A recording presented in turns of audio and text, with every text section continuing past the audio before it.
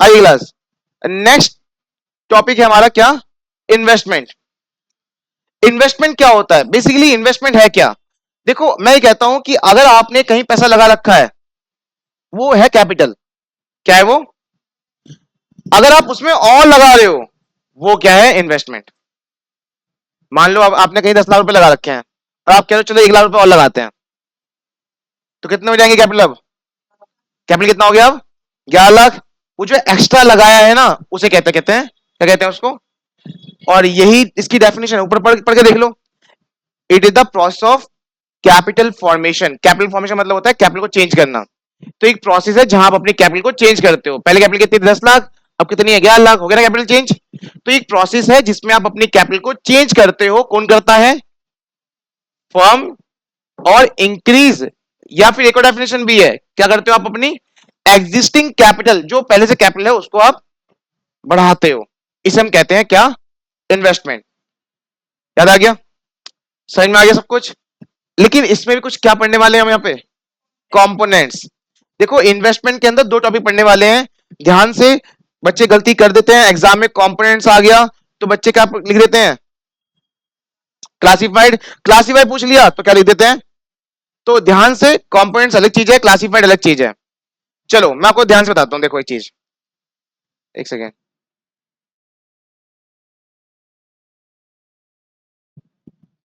एक पिछले टॉपिक से रिलेट करूंगा आपको, पिछले टॉपिक से रिलेशन बहुत सही है यहाँ पे। आओ, आपने ना अभी अभी प्रीवियस क्लास में एक टॉपिक पढ़ा था, कौन सा कोर्स पढ़ा था ना। और इसमें मैंने कहा था प्रोड्यूसर गुड्स वो होते हैं जो प्रोड्यूसर खरीदता है, और इसके अंदर प्रोड्यूसर दो गुड्स खरीदता है, कौन कौन से, इंटरमीडिएट और दूसरा क्या था, फाइनल। मुझे बताओ किसको यहां पे नहीं पता इन दोनों में फर्क क्या है, सबको पता है ना। फाइनल कैपिटल गुड्स यूज के लिए खरीदते हैं, महंगे होते हैं। इंटरमीडिएट गुड्स उसको कन्वर्ट करके बेचते हैं या ऐसे ही बेच देते हैं, पर बेचना मकसद होता है इसमें। दोनों कौन खरीद रहा है, प्रोड्यूसर, इसलिए क्या बोलते हैं इसको। अब आप अपने को बिजनेसमैन मान रहे थे, मैंने आपको एग्जांपल दिया था उस टाइम पे, मार्कर का दिया था ना। चलो, आपका बिजनेस चल रहा है, अचानक से आपको 1 अप्रैल को लगा, 1 अप्रैल को लगा कि यार इस साल ना और पैसा लगाना चाहिए। आपको लग रहा है क्या, बोलो बोलो, इस साल और पैसा मुझे बिजनेस में लगाना चाहिए। तो आप अपनी कैपिटल को क्या करने वाले हो, इसे क्या बोलते हैं हम, क्या बोलते हैं, इन्वेस्टमेंट। हाँ या ना बोलो। अब बात यह है कि आपका दो ऑप्शन है, या तो इसमें या तो इसमें, या दोनों में। क्या पता आप दोनों लगा दो। आप क्या सोच रहे हो, आपको, आप एक प्रोड्यूसर हो और आप ये सोच रहे हो कि मुझे क्या करना है, इस साल कुछ इन्वेस्टमेंट करनी है, मुझे अपना बिजनेस और बढ़ाना है। तो आपने कुछ पैसा कहां लगा दिया, रॉ मटेरियल खरीदने में, और कुछ पैसा कहां लगा दिया, मशीनें खरीदने में, क्योंकि आपको अपना बिजनेस और बढ़ाना है। मेरी बात समझ में आ रही है। तो मुझे बताओ आपने कौन कौन से गुड्स पे इन्वेस्टमेंट किया है, आपने कौन कौन से गुड्स पे इन्वेस्टमेंट किया है, बोलो सारे।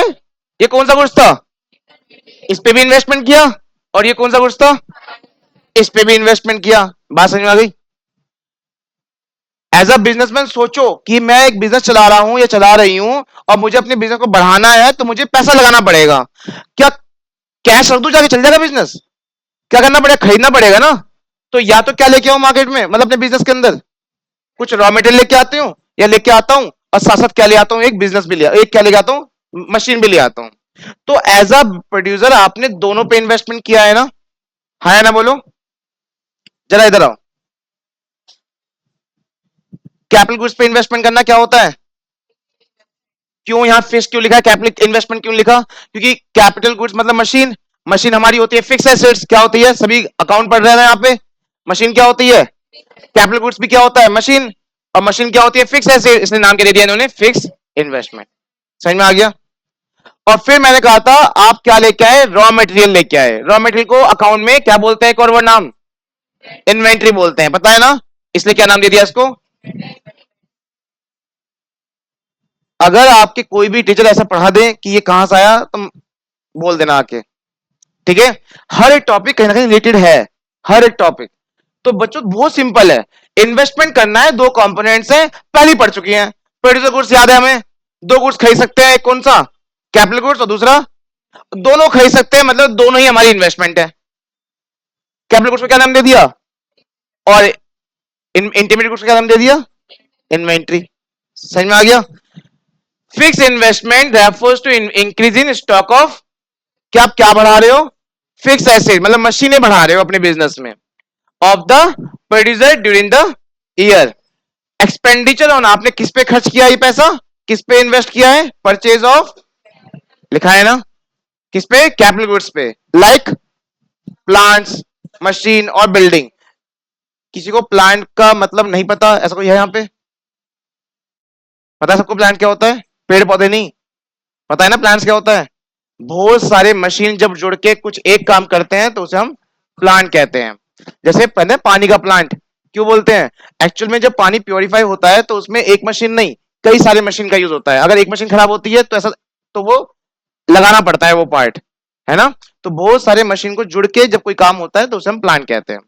तो प्लांट हो गया, या कोई मशीन खरीद ली, या बिल्डिंग खरीद ली, सब क्या है, आपके कैपिटल गुड्स हैं, और ये सब फिक्स एसेट्स भी हैं, हाँ या ना, पढ़ा है ना 11th में, ये सब क्या हमारे। इसलिए इस पे अगर इन्वेस्टमेंट कर रहे हो तो कौन सी इन्वेस्टमेंट है, फिक्स इन्वेस्टमेंट। दूसरा आ जाओ, क्या, इन्वेंट्री इन्वेस्टमेंट। क्या लिखा है, अगर आप पूरे साल में द चेंज इन इन्वेंट्री, अपनी इन्वेंट्री को बढ़ा रहे हो, किस चीज का, inventory stocks, the sum of unsold goods, या तो आपका सामान जो बिका नहीं है वो भी इसमें होगा, और जो सेमी फिनिश गुड्स है, मतलब फिनिश नहीं है, मतलब बिकने वाले हैं, तैयार हैं, जिसे हम इंटरमीडिएट गुड्स भी कहते हैं, या फिर क्या बोल सकते हैं उसको आप, रॉ मटेरियल।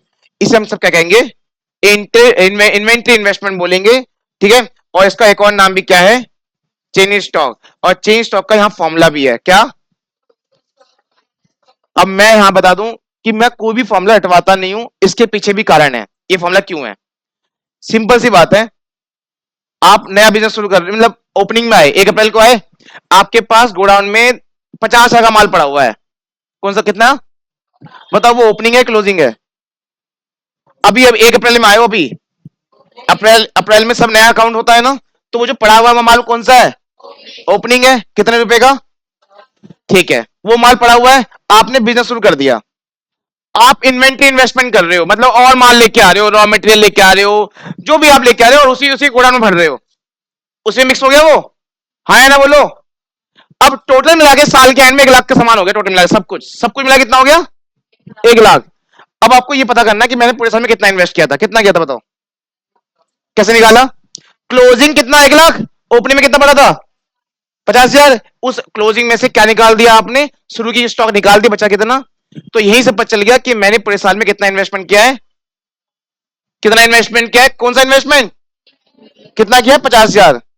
अब 50,000 क्या है, कैसे निकाला, 1 लाख में से क्या माइनस करके 50,000, 1 लाख क्या है क्लोजिंग स्टॉक, और ओपनिंग स्टॉक कितना है, 50,000, माइनस क्या, कितना है, 50,000। तो बहुत सिंपल सी चीज है, इन्वेंट्री इन्वेस्टमेंट निकालना हो, या फिर क्या निकालना हो, चेंज स्टॉक, या फिर क्या निकालना हो, एडिशन ऑफ स्टॉक।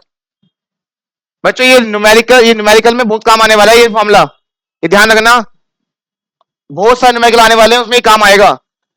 क्या बोलते हैं इसको, एक और नाम क्या है, एडिशन ऑफ स्टॉक, या फिर इसको क्या बोल सकते हैं हम, इन्वेंट्री इन्वेस्टमेंट, या फिर क्या बोलते हैं, चेंज स्टॉक। तो फॉर्मूला क्या है, क्लोजिंग माइनस ओपनिंग। अब मैं आपको एक चीज बताता हूं, इसका एक और नाम भी है लेकिन नेगेटिव में नाम है, उसका है डिक्रीज इन स्टॉक या decline in stock. Decrease stock का मतलब होता है कि आपने कुछ लगाया नहीं बल्कि आपका कम हो गया। फॉर एग्जाम्पल ओपनिंग 50,000 था, क्लोजिंग में आते आते 30,000 का हो गया, मतलब आपने कुछ खरीदा, बताओ कुछ खरीदा पूरे साल, बल्कि क्या हुआ उस स्टॉक, बल्कि क्या हो गया और कम हो गया। तो यहां पर आप क्लोजिंग माइनस ओपनिंग करोगे तो माइनस में आएगा, हाँ या ना। क्लोजिंग में कितना है 30, ओपनिंग में कितना है 50, माइनस करो कितना आया, -20 आया, है ना। क्या नाम बोलेंगे उसको हम, चेंज स्टॉक बोलेंगे, नहीं, उसे हम बोलेंगे डिक्रीज इन स्टॉक या डिक्लाइन ऑफ स्टॉक, कि स्टॉक बढ़ा नहीं है, क्या हुआ है, घट गया है, ठीक है। ऐसा भी होगा क्वेश्चन में, न्यूमेरिकल में ऐसा होगा, होता है ना। आपके सीनियर बैठे सामने, आप इनसे पूछ सकते हो, ऐसा होता है। सीयूटी तैयारी कर रहे हैं, ऐसे आप घूरो मत इनको, सीयूटी तैयारी कर रहे हैं तो ये कह रहे थे आप मुझे अलग से पढ़ा रहे हो, मैं फिर भी बैठ जाती हूँ, ठीक है। और आप इनसे पूछ सकते हो कि इकोनॉमिक्स का लेवल कहाँ है, अकाउंट से ज्यादा हार्ड इकोनॉमिक्स है, इनको खुद लगती थी।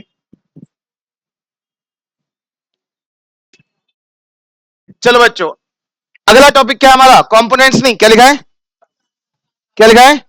क्लासिफाइड। आप इन्वेस्टमेंट को कैसे क्लासिफाई करते हो? देखो ये जो सामने टॉपिक लिखे हुए ना, मारो गोली, हाँ जो फिर से मुझे फिर से बता दो आप, जब एक प्रोड्यूसर ने इन दोनों पे इन्वेस्टमेंट किया तो इस इन्वेस्टमेंट क्या नाम दिया उसने?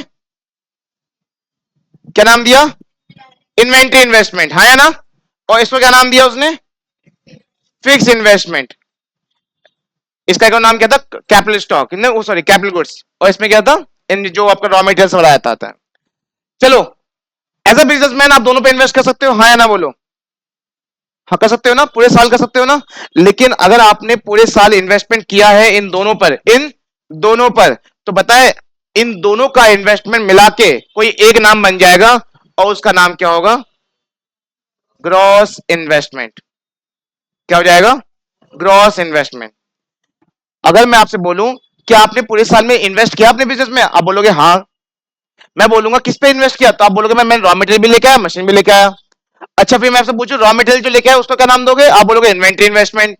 मैं बोलूंगा मशीन जो लेके आया उसका क्या बोलोगे? Fix investment. मैं अगर आपसे पूछूं कि दोनों का क्या बोलोगे? Gross investment. ठीक है। जनरली लोग आपसे टोटल पूछते हैं कि आपने टोटल कितना इन्वेस्टमेंट किया है, तो आप क्या बोलोगे? Gross investment. तो अलग अलग क्या है? इन्वेंट्री और फिक्स्ड मिलके क्या बनता है? ग्रॉस। समझ में आ गया? चलिए, लेकिन मैं आपको एक और चीज बताने जा रहा हूं जिसका नाम क्या होने वाला है? Net investment. अब ये क्या चीज है? चलो, आपने इस पे इन्वेस्टमेंट कितना किया, इस पे कितना किया, ग्रॉस कितना हो गया? सब बोलो। अगर मैं आपसे पूछूं पूरे साल में कितना इन्वेस्टमेंट किया, तो आप क्या बोलोगे? आप पूरे साल में कितना इन्वेस्टमेंट किया है, तो आप कितना अमाउंट बोलोगे? 50 है बोलोगे? कितना बोलोगे? वो क्या नाम होगा उसका? Gross investment. अब तक तो कोई गलत नहीं है, बिल्कुल सब सही चल रहे हैं, बिल्कुल सही चल रहे हैं, कोई दिक्कत नहीं है। फिर से पूछता हूं, आपने पूरे साल में कितना इन्वेस्टमेंट किया है, क्या बोलेंगे उसको? उस इन्वेस्टमेंट में कौन कौन सी इन्वेस्टमेंट थी? इन्वेंट्री और इन्वेंट्री का एक और नाम क्या है? इंटरमीडिएट गुड्स पे इन्वेस्टमेंट करना। और इसमें क्या है? कैपिटल गुड्स पे इन्वेस्टमेंट करना। चलो बहुत बढ़िया। लेकिन अगर मैं आपसे एक सवाल और पूछूं, साल के एंड में आपकी इन्वेस्टमेंट की वैल्यू कितनी है, क्या आंसर होगा आपका? अमाउंट बताओ ना, अमाउंट में। साल के एंड में आपकी इन्वेस्टमेंट की एक्चुअल वैल्यू कितनी है, तो आप क्या अमाउंट बताओगे? 1 लाख ही बताओगे ना, क्योंकि आपने सीखा ही 1 लाख है अब तक, क्योंकि दोनों प्लस कर तो कितना आएगा? 1 लाख। तो आपका आंसर भी क्या होगा? लेकिन गलत आंसर है। बताते हो कैसे? मैंने आपसे बोला पूरे साल में कितना इन्वेस्टमेंट किया, तो आपका आंसर क्या होना चाहिए?